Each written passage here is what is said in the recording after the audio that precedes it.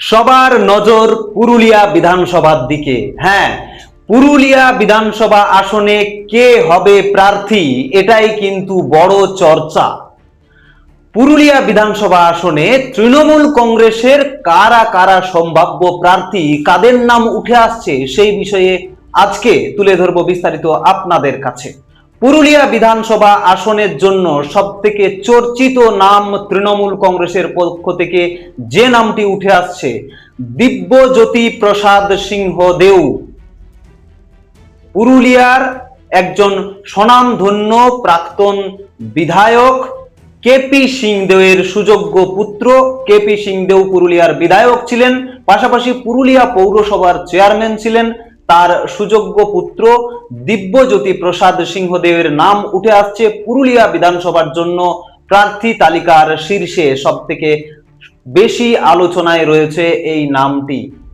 গত 2016 বিধানসভা নির্বাচনেও তৃণমূল কংগ্রেসের পক্ষ থেকে দিব্যজ্যোতি প্রসাদ সিংহদেওকে প্রার্থী করা হয়েছিল, কিন্তু সেবারে তিনি পরাজিত হয়েছিলেন। তার মতো স্বচ্ছ ভাবমূর্তির নেতা সেরকম আর নেই, এমনটাই আলোচনা চলছে পুরুলিয়ায়, এবং তাই পুরুলিয়ার বিভিন্ন জায়গা থেকে দাবি উঠছে এবারে তৃণমূল কংগ্রেসের পক্ষ থেকে প্রার্থী করা হোক দিব্যজ্যোতি প্রসাদ সিংহদেওকে।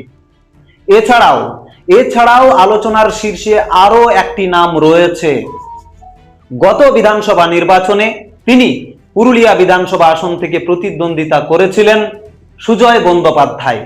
পুরুলিয়া জেলা তৃণমূল কংগ্রেসের একজন বরিষ্ঠ নেতা, রাজ্য তৃণমূল কংগ্রেসের সাধারণ সম্পাদকের দায়িত্বে রয়েছেন, এখন পুরুলিয়া জেলা পরিষদের সহকারী সভাধিপতির দায়িত্বে রয়েছেন, এবং দীর্ঘদিনের তুখোড় রাজনীতিবিদ, দীর্ঘদিন প্রশাসনের বিভিন্ন দায়িত্ব সামলেছেন। গত বিধানসভা নির্বাচনেও তিনি প্রার্থী হয়েছিলেন, তবে বিজেপির প্রার্থী কাছে তিনি পরাজিত হয়েছিলেন। এবারও বিভিন্ন মহল থেকে দাবি উঠছে যে সুজয় বন্দ্যোপাধ্যায়কে প্রার্থী করা হোক তৃণমূল কংগ্রেসের পক্ষ থেকে। বেশ কয়েকদিন আগে পুরুলিয়া 2 নম্বর এলাকায় একটি বৈঠক হয়েছিল যে এবারে 2 নম্বর ব্লক এলাকা বা গ্রামীণ এলাকা থেকে প্রার্থী করতে হবে। সেই বিষয়ে চর্চা শুরু হয়েছে। তাহলে 2 নম্বর ব্লক এলাকা থেকে কারা কারা প্রার্থী হতে পারেন, সেই দৌড়ে সব থেকে বেশি চর্চায় রয়েছেন দিলীপ মাহাতো। পুরুলিয়া 2 নম্বর ব্লক এলাকার বর্ষিয়ান নেতা, দীর্ঘদিনের রাজনীতিবিদ দিলীপ মাহাতো, তার নাম আসছে 2 নম্বর ব্লক এলাকা থেকে।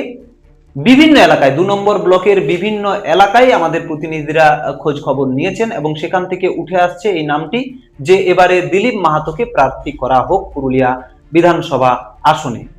এছাড়াও পুরুলিয়া জেলা যুব তৃণমূল কংগ্রেসের সভাপতি গৌরব সিং এর নামও উঠে আসছে পুরুলিয়া বিধানসভার প্রার্থী হিসেবে। বিভিন্ন জায়গায় আলোচনা চলছে যে পুরুলিয়া জেলা যুব তৃণমূল কংগ্রেসের সভাপতি গৌরব সিংকে প্রার্থী করা হোক, কারণ জেলার যুব সংগঠনকে তিনি দায়িত্ব পাওয়ার পর থেকেই যেভাবে দায়িত্ব নিয়ে সংগঠনকে এগিয়ে নিয়ে চলেছেন, পাশাপাশি পুরুলিয়ায় বিভিন্ন আন্দোলনের সঙ্গে তিনি যুক্ত ছিলেন বিগত দিনেও, তাই তার নামটিও উঠে আসছে প্রার্থী হিসেবে।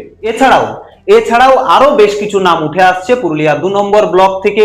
যেমন নাম উঠে আসছে হলধর মাহাতোর নাম, যিনি পুরুলিয়া জেলা পরিষদের কর্মাধ্যক্ষ ছিলেন, জেলা তৃণমূল কংগ্রেসের একজন বর্ষিয়ান নেতা। এর আগেও তিনি বিগত দিনে নির্বাচনে প্রতিদ্বন্দ্বিতা করেছেন বিধানসভা আসনে।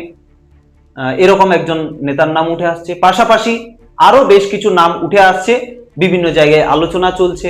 যেমন পুরুলিয়া শহর আইএনটিটিউসির সভাপতি তরুণ কুমার ঝায়ের নাম উঠে আসছে বিভিন্ন মহল থেকে। এরকমই উঠে আসছে বিকাশ মাহাতোর নাম, যুব তৃণমূল কংগ্রেসের নেতা বিকাশ মাহাতোর নামও উঠে আসছে বিভিন্ন জায়গায়। এই ধরনের আরো বেশ কয়েকটি নাম উঠে আসছে পুরুলিয়া বিধানসভা আসনের জন্য। তবে দল এবার কার উপরে ভরসা রাখে, কারণ এই আসনটি রয়েছে বিজেপির দখলে, এবং গতবার তৃণমূল কংগ্রেসের প্রার্থী সুজয় বন্দ্যোপাধ্যায় পরাজিত হয়েছিলেন।